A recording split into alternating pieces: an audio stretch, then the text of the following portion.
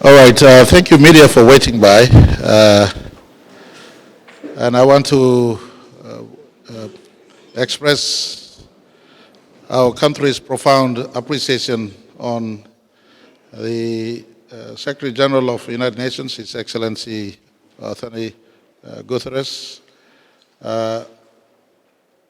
Profound honor and privilege for Papua New Guinea to receive him at our most important month and in our most important and milestone year.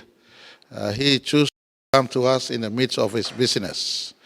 Since October 10th, 1975, when Papua New Guinea became a member of the United Nations family, up till today, we have never been graced by Secretary General from the United Nations. He makes history as the first to arrive here, and more importantly, on his own accord, he accepted our invitation. Many of the worldviews that he's been advocating, especially from the global interest perspective on leaving no one behind, uplifting people out of poverty, fighting for climate change and climate justice, preservation of biodiversity and forestry, sustainable use of our ocean resources, keeping peace at all fronts. On PNG context, the maintenance of Bougainville Peace Agreement and other peace program that is being run that has a strong input by United Nations, and their continued involvement to us has been recognized, and for him to come all the way gives recognition to the work of United Nations in the maintenance of our democracy thus far 50 years on. Sir, Excellency, we welcome you once again to the country. The media is here. There's a Papua New Guinean, Australian, New Zealand, Pacific media. They, at your pleasure, please speak to us. Honorable Prime Minister, distinguished members of the media, Gulpela evening. Let me begin by thanking the Prime Minister Marape and the government and people of Papua New Guinea for their very warm welcome. This is a visit of solidarity. Dear Prime Minister, I'm perfectly aware of the enormous challenges that you face as you pursue sustainable and inclusive development. But I have an enormous admiration for the resilience, the courage, and the determination of your people. I'm honored to be the first UN Secretary General to visit Papua New Guinea and to join you in celebrating 50 years of Papua New Guinean independence and democracy. Over the past 5 decades, you have taken on a profound task to weave your breathtaking diversity into one people and one country that leaves no one behind. That process is by no means easy, but it is the spirit of unity and dialogue that the world needs today. This is a moment of great turbulence, from conflicts to the climate emergency to economic instability and inequality. Papua New Guinea has felt the pain of these challenges, but you also provide a model for solutions. The Bougainville Peace Agreement has now been in place for 24 years. Its durability is a symbol of what can be achieved through perseverance and mutual respect. And the United Nations has walked with you on this journey, from weapons disposal to the 2019 referendum, and will continue to stand beside you as the next phase begins. I salute the people of Bougainville as they prepare to cast their votes in the 5th autonomous election since the agreement, and wish them a safe and rewarding polling day. And I also welcome the adoption of the National Prevention Strategy on Violence. Every person deserves to live without fear, regardless of their tribe or gender. This strategy is an important step towards that future. For more than a decade, the UN Peacebuilding Fund has supported complementary efforts, including conflict resolution, sustainable agriculture, and access to health care. I will have the opportunity to witness this work firsthand around the country, where the United Nations is honored to support your efforts.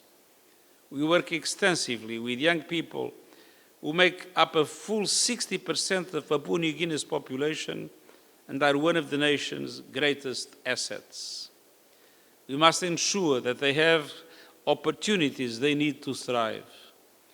There is another group for whom our partnership is especially relevant: women. On this visit, I look forward to meeting with female community leaders. Violence against women and girls is a challenge that confronts all societies, including Papua New Guinea, and I commend the efforts by the Parliament to address it. The contributions of women to this great nation deserve our full recognition and respect.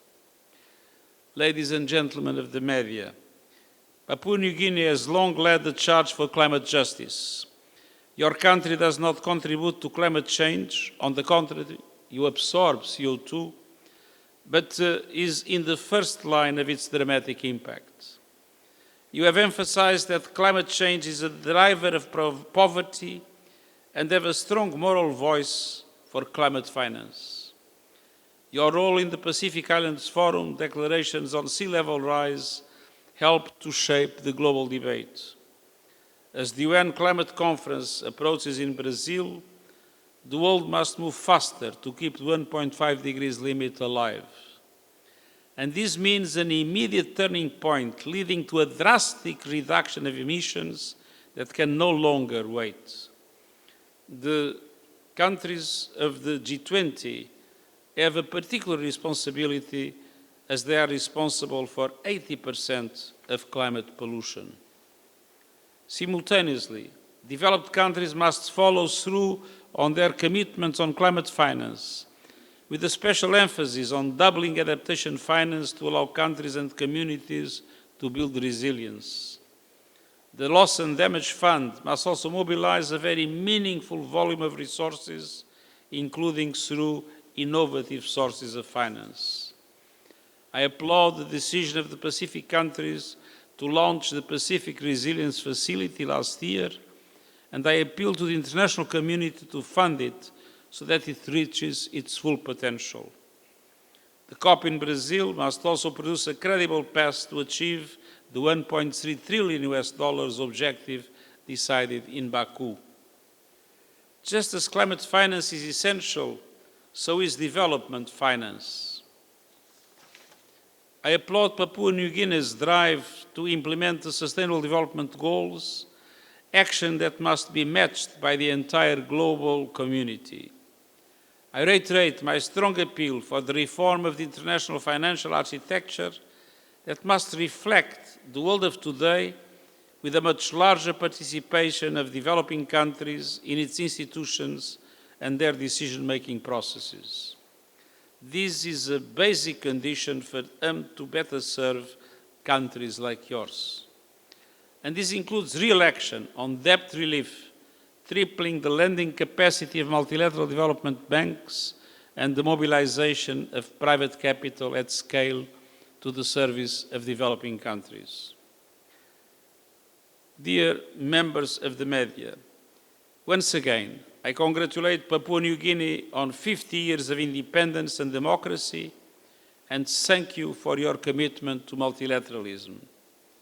The United Nations stands in solidarity with you now and in the future, for your vision, your ambition, and the lessons you teach us all. Thank you, Tumas Olgeta.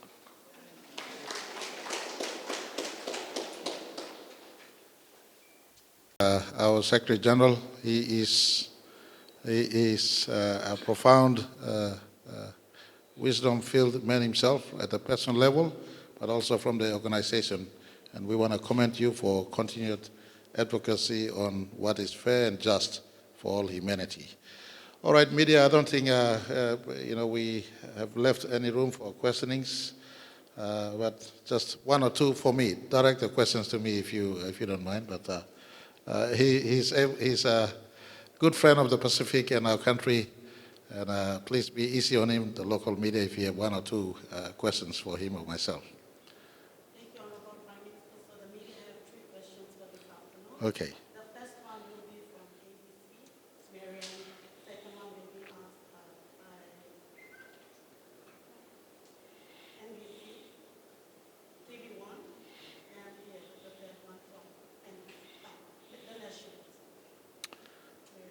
Okay, Marianne, go ahead. Secretary General, immigration and the rights of asylum seekers is one of So I'm terribly sorry, but I'm a bit deaf, and with this noise, I'm not understanding you very well. Can you speak slowly? So immigration and the rights of asylum seekers is one of the core issues championed by the United Nations internationally. You're currently in a country that was used by Australia to detain asylum seekers and refugees between 2012 and 2016. And Australia currently has a secret deal with PNG to keep a handful of asylum seekers here, even though it won't disclose how much it's paying. My question is, do you think Australia is responsible for the welfare of these asylum seekers, even though they're not in Australia, that we're trying to get to Australia? In January, the UN Human Rights Committee published two decisions that stated Australia retained responsibility for the welfare of those sent into offshore detention in Nauru and Manus Island. So do you believe that Australia retains that responsibility for those asylum seekers? Our position about refugees is clear.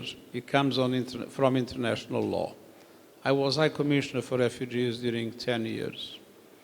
And my appeal to all countries is to respect international refugee law, which means all borders must be open for those seeking protection, and nobody should be sent back to where they might suffer persecution. And every country has the responsibility to grant protection and assistance to the refugees that cross their borders in search of protection. We'll have the second question from TV1. General Secretary and Secretary General, my name is Michael Tampipai from TV1. My question is basically in terms of human rights.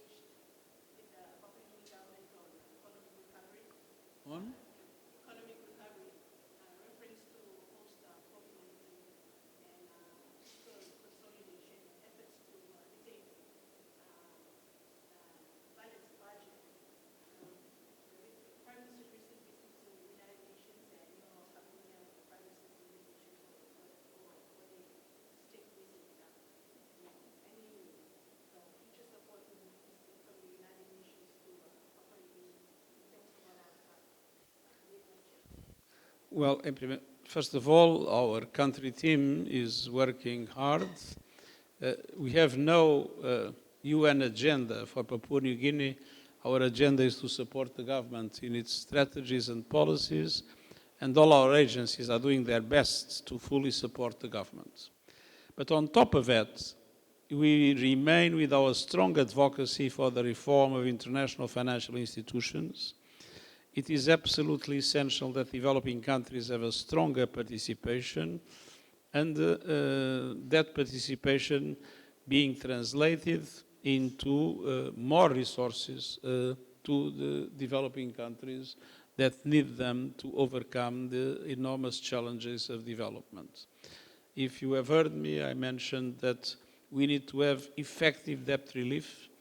We need to multiply, as it was proposed in the meeting that recently took place in Sevilla, multiply by 3 the volume of resources multilateral development banks put at the disposal of developing countries. And at the same time, we need to have multilateral development banks being able to leverage much more private finance and private investment in support of developing countries, de-risking them in order to make sure that they see it's worth investing in developing countries. So, on one hand, with our meager resources, but our total commitment, we are here to support the government.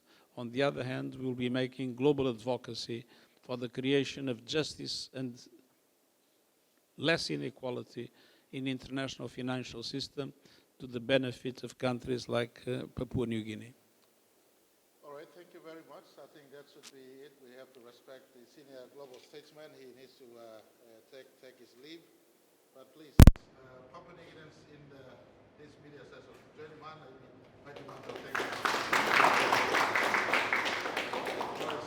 Thank you very much.